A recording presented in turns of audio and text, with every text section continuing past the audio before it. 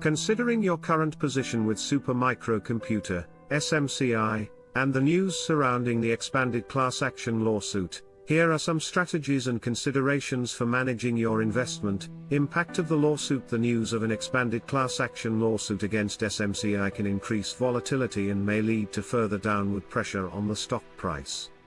These types of legal proceedings often cause uncertainty, and the market tends to react negatively to potential financial and reputational damage. Here's how this might play out. 1. Short-term price movement. Given the nature of the allegations, fraudulent reporting, accounting irregularities, export control issues, there could be a continued sell-off, especially as more news emerges. 2. Increased volatility. Legal risks often increase short-term volatility, as reflected in the large recent price swings. The stock may continue to experience unpredictable moves. Financial considerations. SMCI's fundamentals still show strength, despite the lawsuit. Here's a quick breakdown. P/E ratio of 23.76, while relatively high, it's not out of range for the tech sector. The forward P/E of 10.71 is much lower, indicating expected future earnings growth, though this might change due to the legal issues. Current ratio of 3.77 means the company is in a strong position to meet short-term obligations. Options for action. Impact of the lawsuit. 1. Sell now and cut losses. Pros. You avoid further downside risk from the lawsuit and ongoing legal investigation. The stock is already down, and cutting your losses may prevent further capital erosion. Cons. Selling at a loss now means you lock in your losses, 3.29%, but you avoid larger potential drops if more damaging information emerges. 2. Set a stop-loss order. This gives you the option to stay in the position while limiting potential losses if the price continues to drop. Suggested stop-loss level. Given the volatility and potential further downside, consider placing a stop-loss around 5 to 7% below the current price. Example, at $47.19, a 5% stop-loss would be around $44.83. 7% stop-loss would be around $43.89. Limit price. If you place a stop-limit order, set the limit slightly below the stock price to account for slippage in case the stock price drops quickly. For example, stock price, $44.83, limit price, $44.50, giving you a small buffer. 3. Hold and wait. Pros. If SMCI can manage the lawsuit or settle without significant financial damage, the stock could recover. The fundamentals are strong, and growth prospects, forward EPS growth of 32.46%, could drive the stock back up. Cons. You risk the stock falling further if more negative information surfaces or if the legal situation drags on.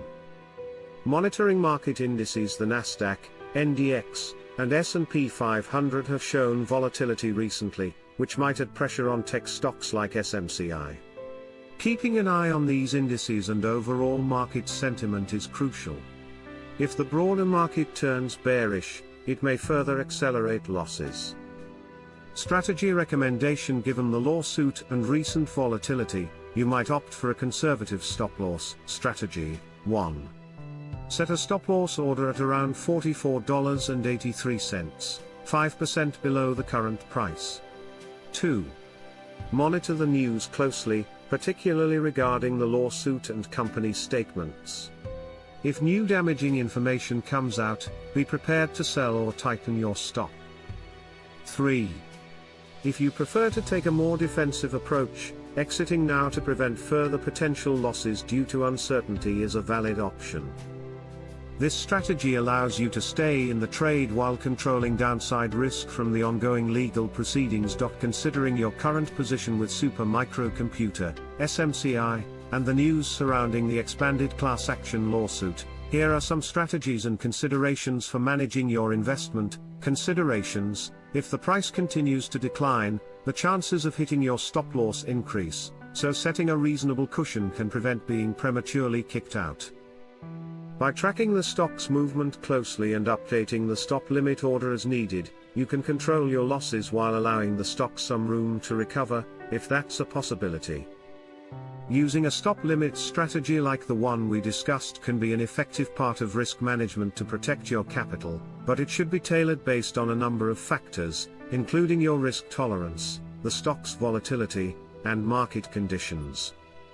Key points of risk management in your scenario. 1. Stop loss placement. A well-placed stop loss, 5 to 7% below the current price, is a common method for protecting capital, but it may trigger during volatile price swings, especially with a stock like SMCI, which has been experiencing significant news-driven volatility. Placing the stop loss too tight might result in getting kicked out during short-term fluctuations, which can hurt you if the stock rebounds quickly after a dip. 2. Limit price setting. A limit price just below the stop price can help ensure that you exit the trade at a price close to your stop, but in fast-moving markets, there is a chance the stock could gap down below your limit price, which may delay your order from being filled at all. 3. Market sentiment and news impact. The recent lawsuit news and accounting concerns surrounding SMCI can have significant negative effects on stock price, driving it further down. Market sentiment can shift quickly based on news flow, so it's important to be prepared for further downside risk. In this situation, relying on a stop limit order could protect against deeper losses if the stock drops further. SMCI's volatility and current uncertainty due to legal and regulatory issues suggest that a wider stop loss might be better to prevent being stopped out prematurely, especially if you're willing to take on more risk and hold the stock for a potential rebound. Alternative strategies. 1. Scaling out. Instead of selling your entire position at once, consider selling portions of your position to lock in some capital, while keeping part of the investment for potential recovery if the stock rebounds. 2. Monitoring fundamentals. If the fundamentals of the company continue to deteriorate due to the legal battle and accounting concerns, it might be wiser to cut losses and preserve your capital rather than risk further declines. Assess the company's financial health regularly. 3. Reevaluating exit points. Continuously reassess the stop loss and limit prices based on daily price action, volume changes, and any new developments in the legal case. Sometimes, a quick reevaluation can help you adjust your exit strategy before a significant drop happens.